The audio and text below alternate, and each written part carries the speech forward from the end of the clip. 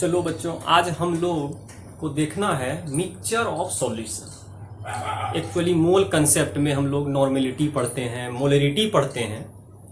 तो एक पर्टिकुलर, एक खास आप लोग क्या बनाते हैं, सॉल्यूशन बनाते हैं, और उस सॉल्यूशन का हम लोग क्या निकाल लेते हैं, मोलरिटी भी एक्चुअली कैलकुलेट करते हैं, और हम लोग नॉर्मेलिटी भी क्या करते हैं, कैलकुलेट करते हैं जनरली। लेकिन हम लोग यदि बहुत सारा, एक हो, दो हो, तीन हो, चार हो, डिफरेंट सॉल्यूशन को यदि मिक्स कर दें तो उसका स्ट्रेंथ में चेंजिंग आएगा। स्ट्रेंथ का मीनिंग हो गया नॉर्मेलिटी में चेंजिंग आएगा या तो मोलरिटी में चेंजिंग आएगा।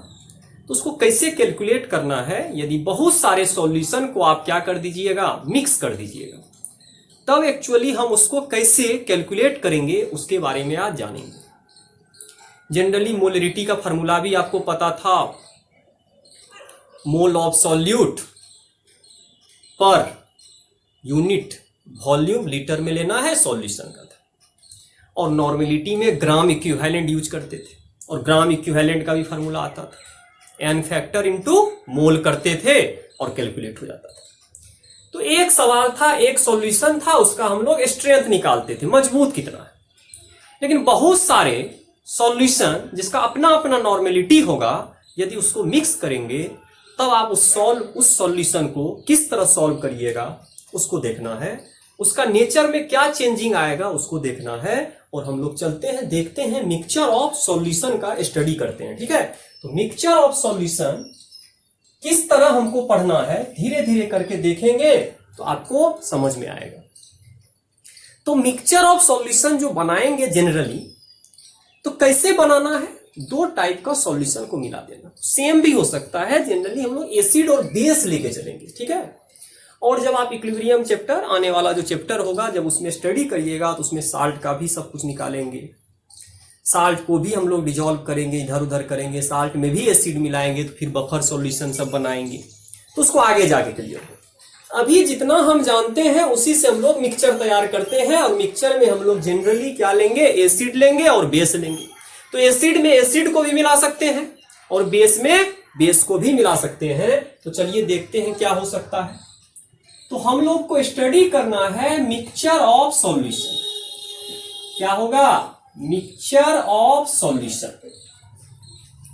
मिक्सचर ऑफ सॉल्यूशन जो हम लोग तैयार करेंगे, तो जनरली एक चीज तो कंफर्म रहिएगा, इसका यूज करेंगे हम लोग इक्विलिब्रियम में, जब पीएच कैलकुलेट करेंगे तो वहां पर ज्यादा यूज होगा। तो अभी हम लोग जान लेते हैं उसको कैसे तैयार करना है और उसका नॉर्मेलिटी किस तरह निकालेंगे। तो इस तरह का यदि क्वेश्चन आ जाए तो हमेशा आप लोग हर समय कोशिश करिएगा ओनली सॉल्व्ड बाय नॉर्मेलिटी। आप इसको कोशिश करिएगा नॉर्मेलिटी से सॉल्व करिएगा। क्यों करेंगे, नहीं करेंगे, आगे जाके क्लियर होगा। लेकिन इस तरह का यदि आप मिक्सचर तैयार कर रहे हैं तो इसको हमेशा आप कोशिश करिएगा कि नॉर्मेलिटी से ही क्वेश्चन सॉल्व किया जाए। और किस तरह का मिक्सचर होगा, मिक्सचर जो होगा आपका एसिड होगा प्लस एसिड आप मिला सकते हैं, मतलब एसिड में आप एसिड को ऐड कर सकते हैं। दूसरा ऐसा हो सकता है बेस ले लीजिए और बेस में आप बेस को ऐड कर दीजिए, एक इस तरह का सिचुएशन आ सकता है। एक ऐसा हो सकता है एसिड ले लीजिए और उसमें आप किसको ऐड कर दीजिए, बेस को ऐड कर दीजिए। मतलब जनरली इस दो सॉल्यूशन को अगर आप देख रहे हैं सेम टाइप है, और यदि इसको आप देखने का कोशिश करें डिफरेंट टाइप है, मतलब यहां सेम नेचर है। यहां जो आपका नेचर एक्चुअली है, किस तरह का नेचर है, सेम नेचर है। और यहां वाला जो नेचर है आपका कैसा नेचर है, डिफरेंट नेचर है। तो एक नेचर आपका सेम है और एक नेचर आपका क्या है, डिफरेंट नेचर है। देखते हैं, सेम नेचर में कोई दिक्कत नहीं है। आप जब सॉल्यूशन बनाइएगा, नया जो बनेगा, दोनों का नेचर वहां प्रेजेंट होगा। तो हम लोग पहले इसका चर्चा करते हैं सेम टाइप का। तो हम लोग इसमें जनरली नॉर्मेलिटी बोले हैं यदि मोलरिटी गिवन हो, यदि क्वेश्चन में क्या गिवन हो, मोलरिटी गिवन हो, इसको चेंज कर लीजिएगा नॉर्मेलिटी में, और नॉर्मेलिटी इक्वल टू होता है एन फैक्टर इनटू क्या होता है, मोलरिटी। मतलब आप मोलरिटी में चेंज नॉर्मेलिटी को कर सकते हैं या नॉर्मेलिटी में चेंज मोलरिटी को कर सकते हैं, दोनों यहां यूज होगा। तो हम लोगों को क्वेश्चन में बोल दिया गया है, या हम लोग आइडिया जनरेट कर चुके हैं कि एक्चुअली हम लोग को जब भी क्वेश्चन सॉल्व करना है तो हम लोग किसमें करेंगे, नॉर्मेलिटी में ही करेंगे क्वेश्चन। धीरे धीरे करके क्लियर होगा क्यों करते हैं, आगे जाके पता चलेगा। अब हम सोचते हैं पहला जो टाइप है, इसमें अगर पहला मिक्सचर हम टाइप फर्स्ट मान ले, तो टाइप फर्स्ट में मान लीजिए आपका एसिड में एसिड सेम टाइप सॉल्यूशन आप मिला रहे हैं, या आप ऐसा कर रहे हैं बेस में बेस को ऐड कर रहे हैं, बेस में बेस को ऐड कर रहे हैं, तो दोनों नेचर सेम है, नीचे वाला भी सेम नेचर है, ऊपर वाला भी आपका सेम नेचर है। तो इसका क्वेश्चन कैसे बनाएंगे देखते हैं। तो मान लेते हैं, एज्यूम कर लेते हैं कि आपका सॉल्यूशन है, एक एसिड यहां भी है, एक एसिड आप यहां भी मिलाए, तो यहां जो एक नया सॉल्यूशन बनेगा, ये भी सॉल्यूशन में एसिड ही मिलेगा। मिला रहे हैं एसिड तो दूसरा चीज तो मिल नहीं सकता है, पानी मिलाए तो पानी ही मिलेगा हर कुछ में। मिलाए हैं एसिड और फिर मिलाए एसिड, तो यहां भी एसिड ही दिखेगा, लेकिन एसिड का ज्यादा मात्रा दिखेगा। क्यों? क्योंकि हम हैं और आप हैं, कहीं रुपया जमा कर, 5 रुपया हम भी जमा किए, 5 रुपया आप भी जमा किए, आप 10 रुपया किए, हम 5 रुपया के, जमा तो वहीं कर रहे, तो ऐड होगा, सेम नेचर है, दोनों वहां दिखेगा, तो दोनों का सम वहां दिखेगा, जोड़ वहां दिखेगा, ये तो पता चल गया। तो चलते हैं, जब हम इस एसिड को देखेंगे इसका अपना भी नॉर्मेलिटी होगा, तो इसका नॉर्मेलिटी N1 है और इसका वॉल्यूम V1 होगा, कुछ ना कुछ होगा, इसका भी नॉर्मेलिटी N2 होगा। मान लीजिए सेकेंड सॉल्यूशन है तो नॉर्मेलिटी N2 है और इसका वॉल्यूम क्या होगा, यहां पर V2 होगा। अगर सोचिएगा तो सबका अपना नॉर्मेलिटी भी होता है और अपना वॉल्यूम भी होता है। तो हमको पता चल गया यहां नॉर्मेलिटी भी है और वॉल्यूम भी है, अपना अपना है। फिर अगर हम यहां आगे चले, इसका नॉर्मेलिटी को N मान लीजिए और इसका वॉल्यूम को क्या मान लीजिए, V। तो यदि आप आइडिया जनरेट करिएगा, अगर कुछ दिमाग लगाइएगा, तो नॉर्मेलिटी तो खैर कैलकुलेट करना पड़ेगा, नॉर्मेलिटी तो आप बता नहीं सकते क्या होगा। वॉल्यूम जरूर बता सकते हैं, अगर 10 ml लिए होंगे तो पक्का 20 ml हुआ होगा। तो आप यहां आसानी से बता सकते हैं, यहां V1 प्लस क्या है, V2 है। अगर सोच के देखिएगा, क्योंकि दोनों मिक्स किए हैं, 1 लीटर मिक्स किए हैं, तो आपका जो नया सॉल्यूशन मिक्सचर जो बन रहा है 2 लीटर का बनेगा। सेम चीज मिलाए हैं, एसिड और एसिड मिलाए हैं, तो आने वाला जो सॉल्यूशन है वो भी एसिड ही होगा, लेकिन ज्यादा मात्रा में होगा। ठीक है, ज्यादा मात्रा में आपका एसिड होना चाहिए। अब चलते हैं आगे, मिली इक्विवेलेंट निकाल लेते हैं। तो मिली इक्विवेलेंट एक्चुअली क्या होता है, तो मिली इक्विवेलेंट हम लोग सॉल्यूट का निकालते हैं। तो सॉल्यूट तो चेंज नहीं होगा, इसका अपना सॉल्यूट होगा, इसका भी अपना सॉल्यूट होगा, और एक्चुअली नॉर्मेलिटी सब जो डिपेंड करता है सॉल्यूट पे डिपेंड करता है। तो अगर इसके पास जो सॉल्यूट होगा 4 है, इसके पास सॉल्यूट 5 है, तो यहाँ सॉल्यूट का मात्रा 9 होगा, क्योंकि दोनों सॉल्यूट वहां गया हुआ है। तो एक्चुअली हम उसका निकाल लेते हैं मिली इक्विवेलेंट। तो मिली इक्विवेलेंट सबका निकालना होगा। तो मिली इक्विवेलेंट यदि इसका निकालिएगा तो N1 V1 होगा। मिली इक्विवेलेंट का फॉर्मूला होता है N1 V1, मतलब नॉर्मेलिटी इंटू अगर वॉल्यूम कर दीजिएगा, और वॉल्यूम को ml में रखना है, वॉल्यूम को किसमें रखना है, ml में।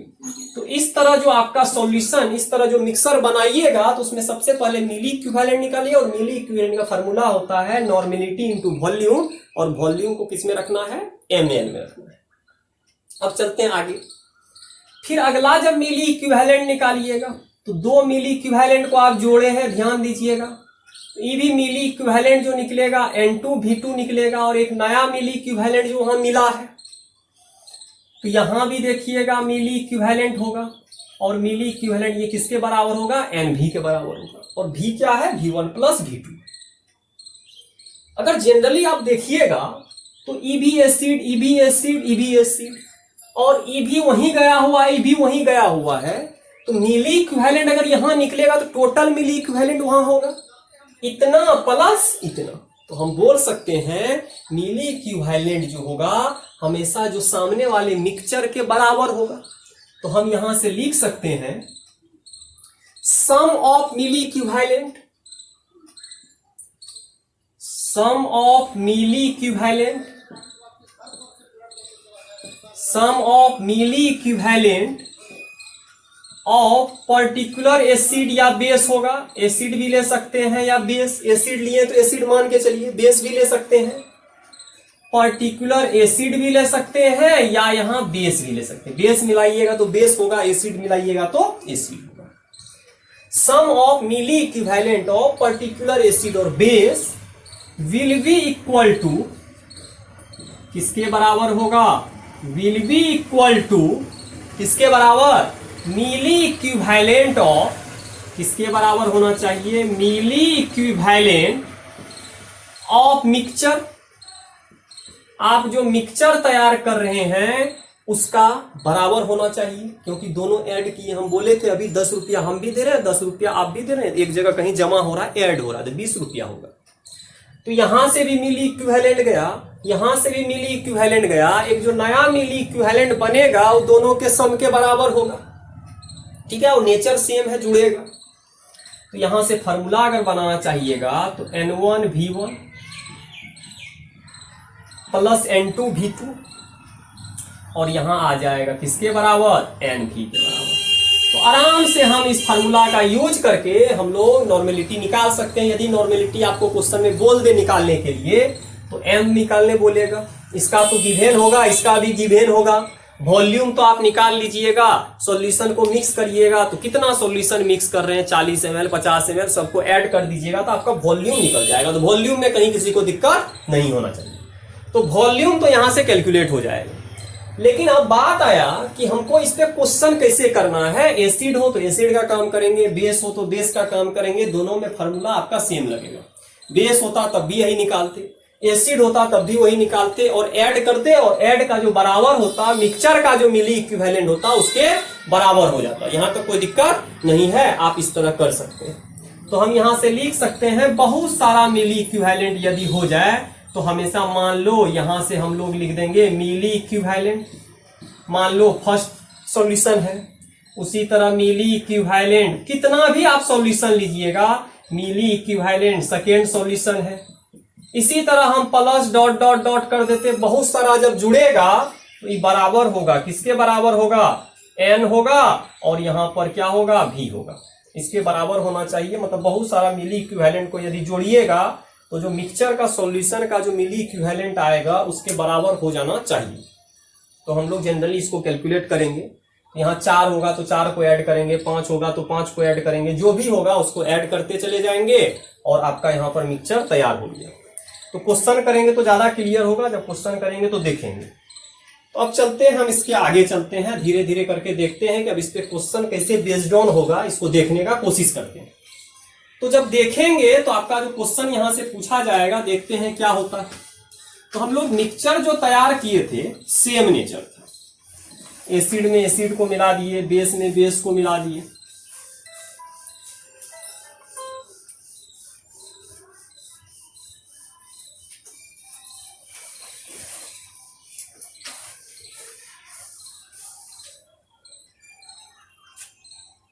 चलो अब क्वेश्चन करते हैं, यहां से पता चलेगा क्या बोलना चाह रहा है। तो हम लोग क्या करते हैं, यहां से 10 ml लेते हैं, 10 ml of 0.2N HCl mixed with, यहां से दे देगा मिक्स्ड विथ 20 ml, कुछ भी दे देगा, 20 ml of 0.1 N H2SO4 solution. 2 solution को मिक्स कर दिया। पूछेगा कैलकुलेट, तो यहां से आपसे पूछ सकता है calculate normality, calculate normality of mixture, आप जो मिक्सचर तैयार किए हैं उसका नॉर्मेलिटी कितना होगा, तो उसका नॉर्मेलिटी कैसे कैलकुलेट करेंगे देखते हैं। तो हम लोग जब भी इसको सॉल्व करेंगे तो सबसे पहले जिसको मिलाए हैं उसको लिख लीजिएगा। यहाँ दोनों तरह का एसिड है, एक H2SO4 है और एक आपका क्या है HCl है। मतलब HCl और H2SO4 को अगर ध्यान से देखिएगा तो दोनों का नेचर सेम है। यहाँ भी H है तो एसिड है और यहाँ भी H है तो क्या है एसिड है, मतलब दोनों का नेचर एसिड का है।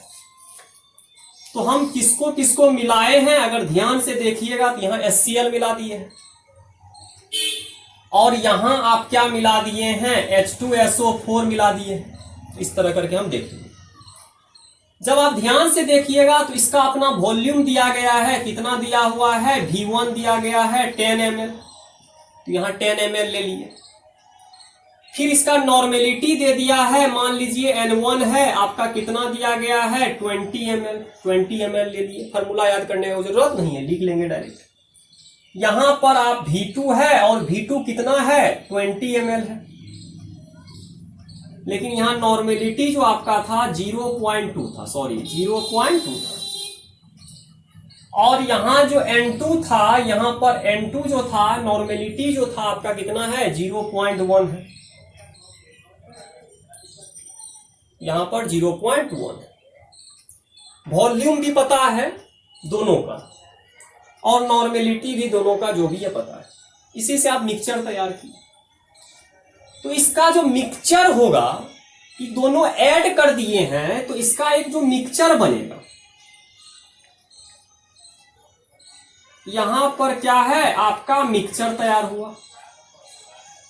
तो यहां जो मिक्सचर तैयार हुआ तो मिक्सचर में क्या बात हुआ, तो मिक्सचर में हम जब देखने जाएंगे तो दोनों प्रेजेंट होगा, तो इसका भी अपना मिली इक्विवेलेंट होगा।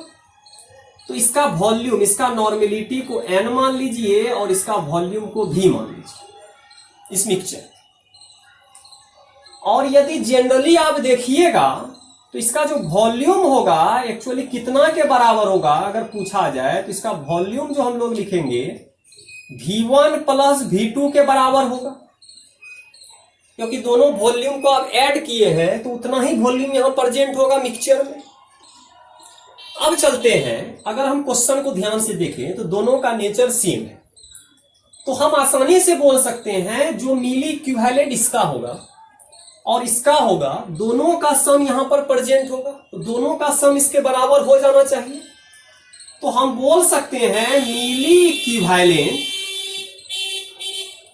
किसका होगा HCl का होगा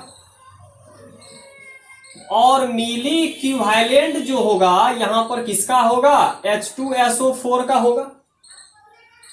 और ये जो बराबर होगा किसके बराबर होगा अगर देखेंगे तो मिली इक्विवेलेंट बराबर होगा मिक्सचर का, जो आप मिक्सचर तैयार कर रहे हैं उसके बराबर होना चाहिए, क्योंकि पहले ही बता चुके हैं कितना भी आप मिली इक्विवेलेंट हो, यदि नेचर सेम हो तो सबको ऐड करेंगे और जब ऐड करेंगे तो हमेशा वो मिक्सचर का जो मिली इक्विवेलेंट होगा उसके सम के बराबर होना चाहिए। जो आने वाला है जिसको मिलाए हैं उसका जो सम होगा इस मिली इक्विवेलेंट के बराबर होगा।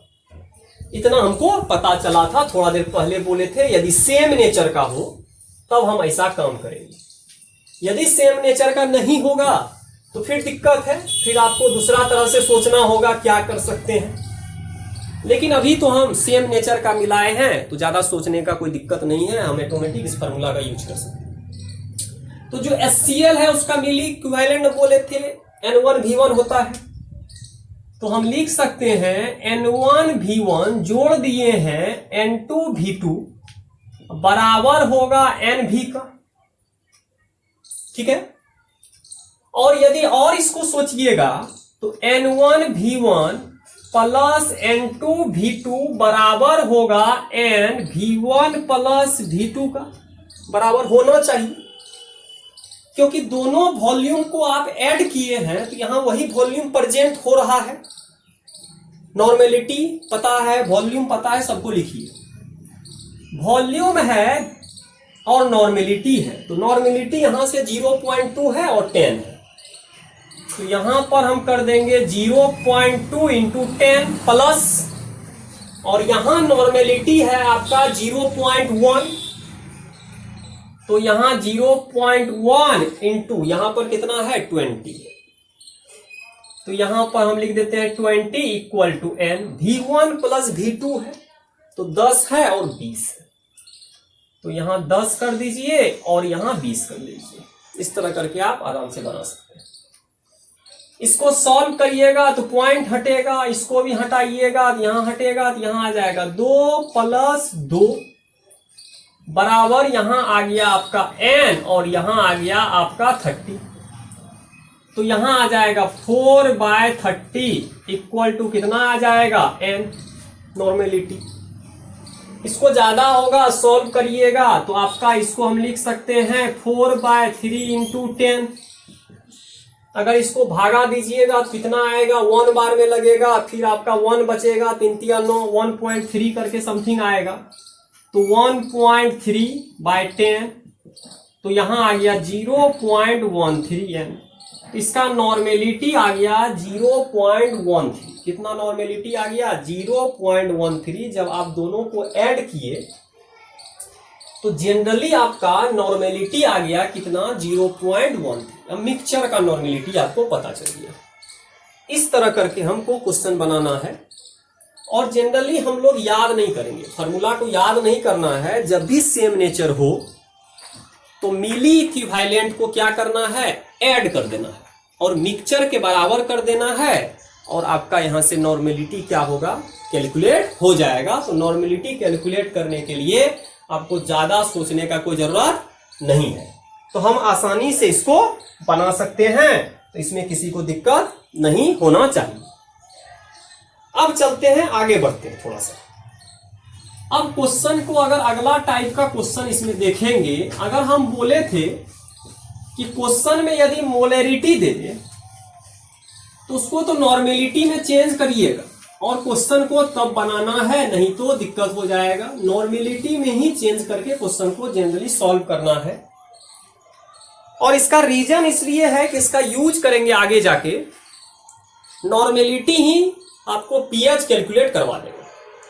तो पीएच कैलकुलेट करने के लिए एक्चुअली एच चाहिए, ओएच चाहिए, एच प्लस वैल्यू चाहिए और ओएच माइनस का वैल्यू चाहिए। तो जनरली वो सब वैल्यू आपको हमेशा नॉर्मेलिटी से सही मिलता है, क्योंकि नॉर्मेलिटी में एन फैक्टर का यूज किया जाता है, और एन फैक्टर एक्चुअली होता ही है नंबर ऑफ एच प्लस और number of O H minus ion होता है। तो इसीलिए हम लोग क्या करते हैं, नॉर्मेलिटी यूज करते हैं, और नॉर्मेलिटी जब यूज करते हैं तो क्वेश्चन आसानी से बन जाता है। तो अब चलिए आगे बढ़ते हैं, अगला क्वेश्चन लेते हैं। तो इसको भी हम लोग मिटा रहे हैं। तो क्वेश्चन में ज्यादा दिक्कत नहीं होना चाहिए। अगर नॉर्मेलिटी क्वेश्चन में दे रहा है तब तो ज्यादा दिक्कत नहीं है। अगर नॉर्मेलिटी नहीं दे रहा है क्वेश्चन में, मोलरिटी दे रहा है, तो उसको सबसे पहले आपको नॉर्मेलिटी में क्या करना होगा, चेंज करना होगा क्वेश्चन बनाने के लिए, तभी कुछ हो सकता है, नहीं तो फिर दिक्कत है। अब चलते हैं, आगे बढ़ते हैं, अगला क्वेश्चन लेते हैं। तो अगला क्वेश्चन क्या होगा, हम लोग जब देखेंगे तो मान लीजिए यहां दे दिया है 40 ml 40 ml of 0.1 m H2SO4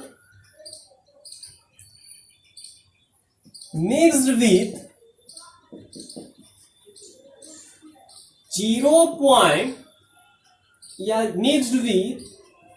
60 ml of 0.1 n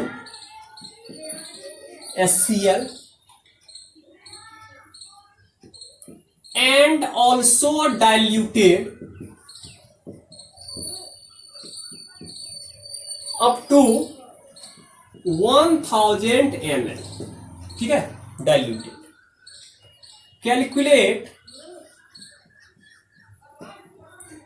calculate normality, calculate normality of mixture. Normality निकालना है मिक्सचर का। तो यदि इस क्वेश्चन को ध्यान से देखिएगा तो इसमें डाइल्यूट टर्म भी यूज कर दिए हैं, और डाइल्यूट का मीनिंग होता है वाटर को ऐड करना। तो वाटर को ऐड किया है, तो बाद वाली बात है, पहले समझते हैं। यहां एक टर्म यूज किया है डाइल्यूटेड। डाइल्यूटेड का मतलब होता है एडिशन ऑफ वाटर, मतलब आप वाटर को क्या कर रहे हैं, ऐड कर रहे हैं, मतलब मिक्सचर के साथ आप वाटर भी कुछ ऐड कर रहे हैं। तो सबसे पहले हमको देखना होगा कितना वाटर ऐड किए हैं। तो वाटर ऐड करने पे आपका 1000 ml आया है, तो 1000 ml वाटर नहीं है उसमें, उसको भी आपको ऐड करना होगा। तो हम लोग अगर जनरली देखेंगे तो पहले हमको अगर ज्यादा सोचना है तो 40 ml है, 60 ml मिला है। तो एक्चुअली एसिड जो है आपका ये कितना लिए हैं, 100 ml दोनों मिला के। पुराना है 1000 ml, तो इसमें वाटर ऐड किए हैं। इसका मतलब है वाटर जो किए हैं 900 ml। तब जाके आपका ये जो मिक्सचर है पूरा हुआ, और मिक्सचर कितना 100 नहीं है, यहां 1000 ml का। क्वेश्चन यही बोलना चाह रहा है कि जब आप डाइल्यूट किए हैं तो इतना पानी मिलाए हैं, मिलाते गए मिलाते गए मिलाते गए मिलाते गए, और 1000 ml तक आप क्या किए, उस सॉल्यूशन का लेवल को पहुंचा दिए, वॉल्यूम को पहुंचा दिए। अब चलते हैं आगे, क्वेश्चन को चलते हैं। अब क्वेश्चन बोल रहा है HCl है, H2SO4। तो पहला आपका क्या दिया गया है, H2SO4 दिया है। H2SO4 के बाद आपका क्या दिया गया है, HCl। तो यहां पर आप क्या किए हैं, HCl ले लिए हैं। इसमें वाटर भी ऐड है, प्लस वाटर, तब जाके आप यहां पर क्या बनाए हैं, मिक्सचर बनाए। मिक्सचर में बहुत सारा चीज मिला, तो इससे हमको अब लेना देना नहीं है, क्योंकि डायरेक्ट बोल दिया 1000 ml है। तो वाटर तो छोड़ो, वाटर से हमको कोई लेना देना नहीं, हमको मेन एसिड से। इसका N1 नहीं देके इस बार क्या दे दिया है, मोलरिटी दे दिया है। तो यहां आपका मोलरिटी दे दिया है, M1 है 0.1। तो नॉर्मेलिटी कैसे करेंगे कैलकुलेट, तो नॉर्मेलिटी जब भी आप कैलकुलेट करिएगा n फैक्टर देखेंगे, और n फैक्टर कैसे निकालते हैं, जितना H दे सकता है। अगर हम इसको सॉल्यूशन में डिजोल्व कर दें, एक सॉल्यूशन या पानी में आप इसको क्या करिए, डाल दीजिए, तो ये टूटेगा तो मैक्सिमम कितना H देगा, मैक्सिमम इसका कैपेसिटी है 2 H देने का, 2 ही H देगा, इससे ज्यादा H नहीं दे सकता है। तो 2 H आपको दे दिया। जब 2 H आपको दिया तो n फैक्टर इसका 2 आया, तो 2 से गुना कर देंगे, और यहां आ जाएगा 0.1, और यहां पर कितना हुआ, 0.2 हो गया। तो यहां पर आपको नॉर्मेलिटी पता चल गया, मतलब मोलरिटी को आप नॉर्मेलिटी में चेंज कर दिए। अब चलते हैं वॉल्यूम पे। तो V1 जो दिया गया है आपका कितना ml है, 40 ml है, ठीक है, वॉल्यूम पता चल गया। अब चलते हैं HCl पर। HCl का भी आपका मोलरिटी दिया गया है, कितना है, 0.1 है। तो ये कितना H दे सकता है, किसी भी सॉल्यूशन में 1 H देगा। तो इसका जो नॉर्मेलिटी होगा 1 गुना 0.1, तो ये तो वही रह गया। और इसका यदि हम V2 देखेंगे, यहां पर 2 लगा दीजिए, क्योंकि सेकेंड सॉल्यूशन है, यहां भी आप 2 लगा सकते हैं, सेकेंड सॉल्यूशन है। तो इसका वॉल्यूम जो दिया गया है आपका कितना है, 60 ml। तो ये आपका कितना हो गया, 60 ml हो गया सॉल्यूशन। अब फिर आगे बढ़ते हैं थोड़ा थोड़ा करके। तो हम लोग जो मिक्सचर तैयार कर रहे हैं, तो मिक्सचर पे चलते हैं। तो मिक्सचर का तो मान लेते हैं यहां N है, और इसका वॉल्यूम V। अभी तो आपको दे ही दिया है, टोटल है 1000 ml। तो इसमें कहीं किसी को दिक्कत नहीं होना चाहिए, यहां तक पता चल गया। वाटर का मिली इक्विवेलेंट नहीं निकालना है, बस वाटर ऐड कर दिया, बस काम है वॉल्यूम पता रखिए कितना मिला है, बाद बाकी कुछ नहीं करना। इसका मिली इक्विवेलेंट, इसका मिली इक्विवेलेंट, और उसका मिली इक्विवेलेंट को बराबर कर देते हैं। तो अब क्वेश्चन आपका यदि बनाइएगा तो आसानी से बन जाएगा। तो चलिए मिली इक्विवेलेंट बनाते हैं। तो यहां पर हम लिख सकते हैं मिली इक्विवेलेंट किसका, H2SO4 बराबर प्लस मिली इक्विवेलेंट किसका, HCl बराबर, यहां पर हम लिख सकते हैं मिली इक्विवेलेंट जो होगा उस मिक्सचर का होगा, और मिक्सचर में वाटर भी है, HCl भी है, H2SO4 है, उसका वॉल्यूम दिया गया है। तो फॉर्मूला यहां से बनेगा N1V1 प्लस N2V2 और यहां आ जाएगा NV। तो N1V1 कितना होगा 0.240, तो यहां आ जाएगा 0.2 इंटू 40 प्लस N2 कितना है 0.1 इंटू 60, तो यहां पर आ जाएगा 0.1 इंटू 60 बराबर N, और यहां पर कितना आ जाएगा 1000 आ गया। अब यदि ध्यान से इस क्वेश्चन को देखेंगे तो निकल चुका है आपका नॉर्मेलिटी, जो कैलकुलेट करने दिया था उस नॉर्मेलिटी को हम लोग निकाल चुके हैं। तो हम लोग चलेंगे तो इसको कैलकुलेट करिएगा, तो यहां से हटेगा तो यहां आ जाएगा 4 8 प्लस 6 और यहां आ जाएगा N इंटू 1000, तो यहां आ जाएगा 8 6 14 14 आ जाएगा, और यहां पर 1000 इक्वल टू N, तो आ गया आंसर 0.014 N। तो आंसर आ गया आपका नॉर्मेलिटी। इस तरह करके हम क्वेश्चन को कर सकते हैं। तो यदि मोलरिटी दे तब आपको चेंज करने का जरूरत है, यदि आपको नहीं दे तब तो चेंज करने की कोई आवश्यकता नहीं है। बस ध्यान देना है जो वाटर आप ऐड कर रहे हैं, तो बस वाटर कितना है उसको ऐड कर दीजिए, कोई दिक्कत नहीं। लास्ट वॉल्यूम आपको पता चल गया, वाटर से आपको कुछ नहीं करना है। वाटर ऐड किए, ऐड करिए, वाटर का वॉल्यूम यहाँ कैलकुलेट करना, बस इसका मिली इक्विवेलेंट नहीं निकालना है। तो इसका मिली इक्विवेलेंट हमको नहीं निकालना है, बस ये ध्यान देना है आपको। मतलब हम लोग वाटर का नहीं कोशिश करना है कभी, क्या निकालने का, मिली इक्विवेलेंट। मतलब इसका मिली इक्विवेलेंट नहीं निकाल देना, तो इसका मिली इक्विवेलेंट निकालने का कोई आवश्यकता नहीं है। तो क्वेश्चन को अगर ध्यान से देखिएगा तो समझ में आ रहा होगा, यदि सेम नेचर ऑफ सॉल्यूशन हो तो किस तरह काम करेंगे। तो इसका मतलब है कि सेम नेचर में हमेशा क्या होगा, एडिशन होगा। अब चलते हैं आगे। अब अगर हम अगला पार्ट देखेंगे, ध्यान से देखना है, तो यदि अगला पार्ट को हम लोग देखेंगे, देखते हैं अब एसिड में बेस को मिलाते हैं। तो एसिड में जब बेस को मिलाएंगे तो कुछ ना कुछ घटना होगा, क्यों, डिफरेंट नेचर है, और डिफरेंट नेचर है तो सेम टाइप का क्वेश्चन तो नहीं बनेगा, उसमें क्वेश्चन में थोड़ा बहुत चेंजिंग होगा। तो उस चेंजिंग को हमको देखना है क्या होता है। चलिए देखते हैं, कोशिश करते हैं समझने का। तो हमको देखना क्या है, टाइप सेकेंड, टाइप सेकेंड। तो हमको बोला है एसिड में बेस मिला दिए, ये बड़ा अजीब है, और यहां मिक्सचर आपका तैयार हो गया। अब बात आया, दोनों का नेचर डिफरेंट है, खर्चीला नेचर है, ये कुछ बना देता है। पहले वाला में खर्चीला नहीं था, ऐड करके जमा करता था, मतलब बैंक में पैसा जमा कर रहा है तो बढ़ रहा था। ये दोनों का नेचर क्या है, दोनों अगर साथ हो जाए तो खर्चा करेगा। तो मेरे पास 10 रुपया है, आपके पास 5 रुपया है, तो खर्चा कितना करेगा, जितना बराबर होना चाहिए बराबर खर्चा करेगा। ऐसा नहीं है कि एक ज्यादा कर रहा है एक कम कर रहा है। अगर आपके पास 5 है, मेरे पास 10 है, तो हम 5 ही खर्चा करेंगे, तो जितना बचेगा वो मेरा बचेगा, तो हम मजबूत हो जाएंगे। मतलब सॉल्यूशन जब बनाएंगे तो मिली इक्विवेलेंट निकालेंगे। तो यदि मिली इक्विवेलेंट निकालेंगे तो इसका काम है खर्चा करना, और खर्चा जो करेगा, जो खर्च होगा, एसिड भी उतना ही खर्च करेगा, बेस भी उतना ही खर्च करेगा, खर्च इसमें मिली इक्विवेलेंट हो, ध्यान देना है।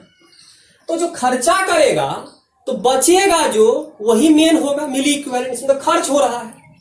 तो हम लोग एक्चुअली चलते हैं, इस पे सोचने का कोशिश करते हैं कि अगर ये कुछ बना रहा है, इसका मतलब कुछ ना कुछ ही खर्च होगा, तो रिएक्शन होगा। एक्चुअली यहां पर क्या होगा, रिएक्शन। यदि डिफरेंट नेचर हो और इसमें खर्च हो रहा हो, कुछ बनाने में, कुछ प्रोडक्ट बनाने में, जो एक्चुअली खर्च हो रहा है, तो इसमें क्या होगा, प्रोडक्ट बनाने में। तो मिक्सचर में जो सॉल्यूशन होगा उसमें एसिड भी बच सकता है, बेस भी बच सकता है, लेकिन प्रोडक्ट बनाने के बाद after product, after formation of product, बड़ा इंपॉर्टेंट है कि प्रोडक्ट बना दिए, इसके बाद जो आपके हाथ में बचा वही डिसाइड करेगा नॉर्मेलिटी को। ठीक है। तो इसमें कुछ बनाएगा, तो जो बनाया वो तो खर्च हो गया, जो बचा वो डिसाइड करेगा। तो हम चलते हैं, सोचते हैं, कोशिश करते हैं इसको समझने का। तो यदि हम यहां पर मान लीजिए एक सॉल्यूशन लिए और एक सॉल्यूशन और लिए यहां, तो यहां भी सॉल्यूशन लिए, तो जो एक नया सॉल्यूशन बनेगा, जो एक नया सॉल्यूशन बना, ध्यान से देखिएगा, तो एक आपका एसिड है, ठीक है, एक आपका यहां बेस, खर्चीला वाला बात है, खर्चा होगा। तो यहां कुछ भी बच सकता है, यहां या तो आपका एसिड बचेगा या बेस बचेगा, ये आपका रिमेनिंग रह सकता है, शेष।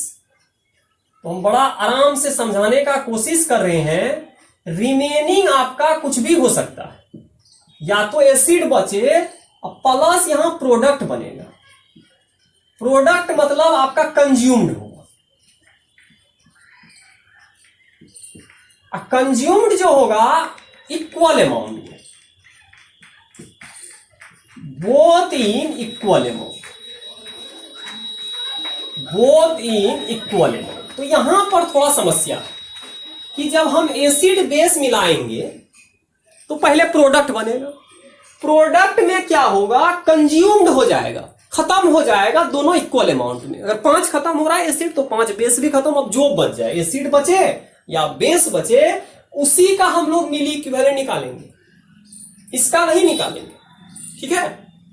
अब चलते हैं, तो हम अगर बोलेंगे कंज्यूम्ड निकालेंगे, तो हम अगर 10 रुपया है मेरे पास, आपके पास 5 रुपया है, कितना बचेगा, 10 में से 5 घटा देंगे, जो ज्यादा रहेगा उसमें से कम घटा देंगे तो पता चल जाएगा। तो अब अगर हम पता कर लें, अगर एसिड ज्यादा है या बेस ज्यादा है, कुछ भी ज्यादा हो, तो सबसे पहले हम ध्यान देते हैं कि यदि मान लीजिए इसका मिली इक्विवेलेंट पहले निकालते हैं, इसका उसका जितना भी निकालना निकाल लीजिए पहले। तो हम मान लो अगर इसका नॉर्मेलिटी N1 है और इसका वॉल्यूम V1 है, किसी का भी हो सकता है, इसको पहले लिखिएगा तो इसको N1 V1 मान सकते हैं। और अगर हम इसको N2 मान लें और इसको क्या मान लें, V2 मान लें, तो दोनों का अपना मिली इक्विवेलेंट होगा। तो हम अगर इसका मिली इक्विवेलेंट निकाल लें तो ये मिली इक्विवेलेंट किसका निकलेगा, एसिड का। ये किसके बराबर होगा, N1 V1 के बराबर। अब अगर इसमें देखिएगा तो आप मिली इक्विवेलेंट निकालिएगा और इसमें किसका निकाल रहे हैं, बेस का। तो ये जो बराबर होगा किसके बराबर होगा, N2 V2 के बराबर होगा। दोनों का पता चल गया। अब यदि ध्यान से हम लोग देखेंगे अगला पार्ट में, तो उसका भी अपना मिली इक्विवेलेंट होगा। तो इसका जो मिली इक्विवेलेंट होगा रिमेनिंग वाले का, इसमें जब भी हम लोग निकालेंगे रिमेनिंग पार्ट का निकालेंगे। रिमेनिंग में कोई भी हो सकता है, एसिड भी हो सकता है और बेस भी हो सकता है। तो इसका मान लीजिए है NV है, कर दिए। तो जब आपका खर्चा होगा तो खर्चा से प्रोडक्ट बनाना है, तो प्रोडक्ट जो बना, जो बच गया वो डिसाइड करेगा आपका सॉल्यूशन का नेचर। अब खर्चा क्या होगा, जनरली हम लोग रुपया बोलते हैं, खर्चा हो रहा है, लेकिन यहां जो केमिस्ट्री में हम लोग जब खर्च करेंगे तो मिली इक्विवेलेंट खर्च करेंगे। तो यदि एसिड का मिली इक्विवेलेंट ज्यादा है तो एसिड बच जाएगा, यदि बेस का ज्यादा है तो बेस बचेगा।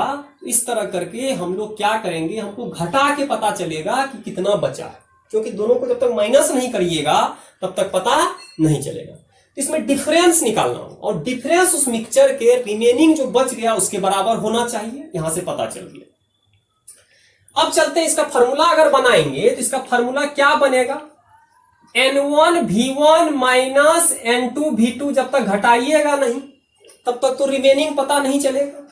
जो घटाने के बाद जो बचेगा वही वहां प्रेजेंट है, और वो किसके बराबर होगा, NV के बराबर।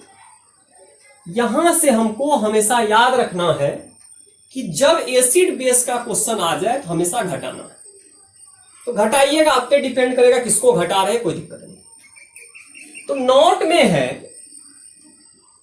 कि हमको समझना है कि मिली इक्विवेलेंट किसी का भी ज्यादा हो सकता है। तो अगर एक एसिड है और यदि बेस है, अगर हम इसको देखेंगे तो अगर मिली इक्विवेलेंट इसका निकाल दिए और इसका ग्रेटर है तो पक्का है एसिड बचेगा। तो यहां जो सॉल्यूशन बनेगा ये हो जाएगा एसिडिक सॉल्यूशन। एक कैसा सॉल्यूशन होगा? एसिडिक। मतलब रिमेनिंग जो आपका सॉल्यूशन में बच रहा है, एसिड बच रहा है, तो सॉल्यूशन कैसा हो जाएगा? एसिडिक हो जाएगा। उसी तरह अगर हम देखेंगे मिली इक्विवेलेंट, यदि बेस का ज्यादा हो जाए तो पक्का है बेस बचेगा, और बेस बचेगा तो इस सॉल्यूशन हो जाएगा बेसिक सॉल्यूशन। कैसा हो जाएगा? बेसिक। फिर यदि दोनों बराबर हो जाए, ऐसा भी हो सकता है कि दोनों बराबर हो जाए तो पूरा खर्चा हो गया, तो यहां कुछ बचबे नहीं करेगा, कुछ नहीं बचेगा तो सॉल्यूशन बेकार हो गया, न्यूट्रल हो गया। तो ऐसा भी कंडीशन आ सकता है कि मिली इक्विवेलेंट बराबर हो जाए दोनों का, तो यहां 0 आ जाएगा। अब अगर 0 आ गया तो हम आसानी से बता सकते हैं कि मेरे पास भी 5 रुपया, आपके पास भी 5 रुपया खर्चा कर दिए, खा पी गए, मुझे कितना बचा? 0 बचा। तो दोनों यदि बराबर हो जाए 0 बचा। अब 0 बचा तो उसका क्या निकालिएगा? 0 का तो कुछ नहीं निकलता है, कुछ रहेगा तब निकलेगा। अब 0 बचा तो इसको कौन सा सॉल्यूशन बोलेंगे? न्यूट्रल। इसको क्या बोलिएगा? Neutral solution.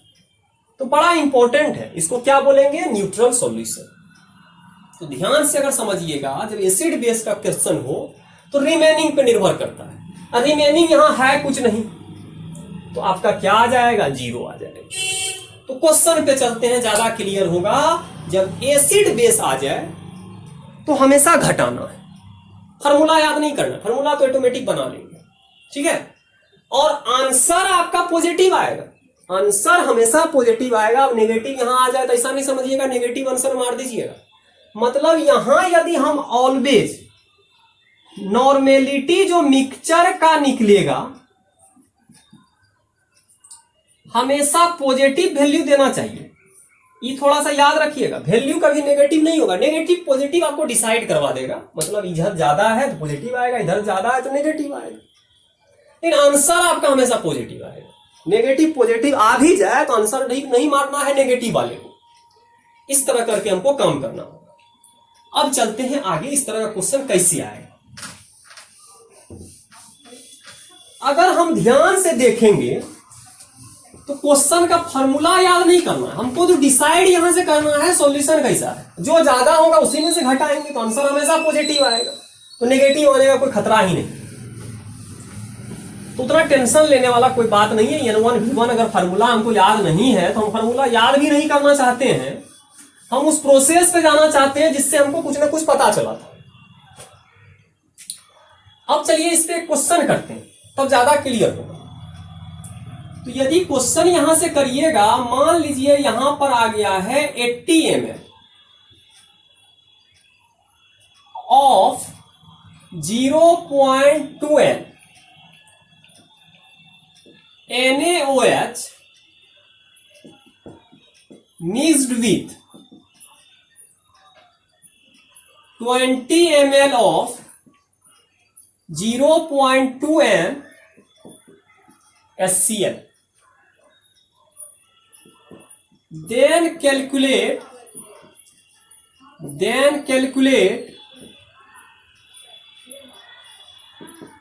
Normality of mixture. मतलब मिक्सचर का आपको क्या निकालना है? नॉर्मेलिटी निकालना है। कुछ नहीं करना, फॉर्मूला याद नहीं करना है, आपको बेसिकली बताना है क्या है नहीं है। हम वहां से सोचेंगे, और जब सोचेंगे तो आप आसानी से क्वेश्चन को कर पाइएगा। तो पहले डिसाइड करना क्या मिला है। तो एसिड बेस मिला है, पता चल गया, एक में OH है और एक में क्या है आपका H है। चलिए देखते हैं। तो इसका यदि सॉल्यूशन करिएगा तो हमको पता चल गया एक बेस है, किसी को पहले लिखिए कोई दिक्कत नहीं है, और एक आपका क्या है? एसिड है। और यहां जो एक्चुअली निकलेगा रिमेनिंग, यहां पर क्या निकलेगा? रिमेनिंग, क्योंकि कुछ प्रोडक्ट बना लेगा।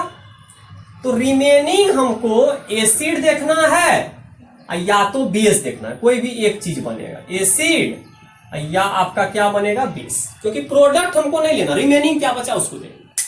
तो रिमेनिंग क्यों, क्योंकि रिएक्शन होगा तो प्रोडक्ट भी बनेगा और कुछ एसिड भी बचेगा, कुछ बेस भी बचेगा, तो हमको एसिड बेस पे सोचना, प्रोडक्ट पे नहीं सोचना, प्रोडक्ट न्यूट्रल हो रहा है। अब चलते हैं ध्यान से देखते हैं, अगर बेस है तो इसका अपना स्ट्रेंथ होगा N1 होगा, N1 कितना दिया गया है 0.2, और दूसरा वॉल्यूम दिया गया है V1 कितना है 80 ml है, यहां से लिख दिए। और इसका यदि नॉर्मेलिटी देखिएगा N2 है कितना है 0.2, और यहां से V2 है कितना ml है 20 ml, यहां तक कर दिए। और इसका रिमेनिंग वाले पार्ट का नॉर्मेलिटी N है और इसका वॉल्यूम भी है, और V तो जानते हैं इसके बराबर होगा 80 प्लस 20, ये तो आपका आ गया 100 ml, ये तो कर सकते हैं। अब अगर रिमेनिंग है तो घटा के ही पता चलेगा, तो हम लोग कर लेते हैं यहां से मिली इक्विवेलेंट। किसका मिली इक्विवेलेंट निकलेगा, बेस कौन है NaOH है, तो यहां आ गया N1 V1, तो यहां लिख सकते हैं 0.2 0.8 सॉरी 80, तो यहां पर 80 आ गया, तो इसको हटाइए तो यहां पर कितना आ गया 16, एक वैल्यू 16 आ गया। फिर अगला चलिए यहां से मिली इक्विवेलेंट निकालिए, तो यदि मिली इक्विवेलेंट निकालिएगा तो किसका निकालिएगा, एसिड का, तो यहां से N2 निकालिए और V2 निकालिए। N2 कितना दिया गया है 0.2 और यहां दिया गया है 20, तो ये हट जाएगा, ये आ गया 4। पहले तो डिसाइड कर लीजिए यहां क्या करना, इसका भी मिली इक्विवेलेंट निकाल लीजिए। तो ये मिली इक्विवेलेंट रिमेनिंग का है, ठीक है, रिमेनिंग एसिड या बेस, तो यहां से तो पता चल गया कि बेस ज्यादा है तो बेस का ही निकलेगा, रिमेनिंग यहां पर बेस होगा, मतलब सॉल्यूशन बेसिक है। तो यहां आ गया N और यहां आ गया V, तो यहां आ जाएगा 100, ठीक है, कर दिए। क्यों बेस वहां लिखे, क्योंकि यहां 16 है यहां 4 है, तो 16 ज्यादा है बेस ज्यादा है, बेस आएगा, रिमेनिंग तो बेस ही बचेगा, कितना बचेगा वो तो घटाने के बाद ही पता चलेगा। तो पता चल गया कि बेस ज्यादा है, तो हमको यहां से पता चल गया बेस ज्यादा है, किससे ज्यादा है, एसिड से ज्यादा है, तो सॉल्यूशन कैसा होगा, बेसिक, मतलब ये जो सॉल्यूशन बनेगा बेसिक सॉल्यूशन जो बच गया, तो सॉल्यूशन आपका हो गया बेसिक सॉल्यूशन। ये तो कोई दिक्कत नहीं है, सॉल्यूशन का नेचर पता चल गया बेसिक है। घटा के रिमेनिंग पता कर लेते हैं, तो रिमेनिंग घटाने के बाद ही पता चलेगा, तो किसी में ज्यादा में से ही कम को घटाइए, आंसर पॉजिटिव आना चाहिए, तो आंसर को पॉजिटिव देने के लिए घटा देते हैं। तो यहां से हम लिख सकते हैं मिली इक्विवेलेंट NaOH माइनस मिली इक्विवेलेंट HCl बराबर मिली इक्विवेलेंट रिमेनिंग बेस आ जाएगा। क्यों रिमेनिंग बेस आएगा, क्योंकि बेस ही ज्यादा है तो बेस ही ज्यादा आएगा, तो NaOH वहां बचेगा। अब चलते हैं मिली इक्विवेलेंट निकाल चुके हैं, 16 है यहाँ 4 है, तो घटा देते हैं 16 माइनस 4 और N इंटू कितना है 100 ml का था, तो यहां से आ गया 16 में से 4 गया यहाँ 12, यहाँ आ जाएगा N इंटू 100, तो यहाँ आ जाएगा 12/100 यहाँ N, तो यहाँ आ जाएगा 0.12 N, तो यहाँ पर आपका आंसर क्या आ गया N, ठीक है। आज बहुत मजेदार क्वेश्चन को समझिए कि बेस होगा तो किस तरह निकालना है, एसिड होगा तो किस तरह कैलकुलेट करना है, ठीक है। तो आज का वीडियो लेक्चर में यहीं तक रहने दीजिए। मिक्सचर ऑफ सॉल्यूशन को हम लोग जाने, मिक्सचर ऑफ सॉल्यूशन 2 प्रकार से बनाए, एसिड में एसिड को मिलाए, बेस में बेस को मिलाए, फिर एसिड बेस को मिलाए, तो एसिड बेस में रिमेनिंग का चर्चा किए, वहां एडिशन का चर्चा कर रहे थे। तो हम लोग डिफरेंट क्वेश्चन को बना के हम लोग समझने का कोशिश किए मिक्सचर ऑफ सॉल्यूशन को कैसे एनालाइज किया जा सकता है, उसको देखें। आज का वीडियो लेक्चर यहीं तक रहने दीजिए और देखिएगा, सब्सक्राइब भी करिएगा और दोस्तों को सजेस्ट भी करिएगा। Thank you.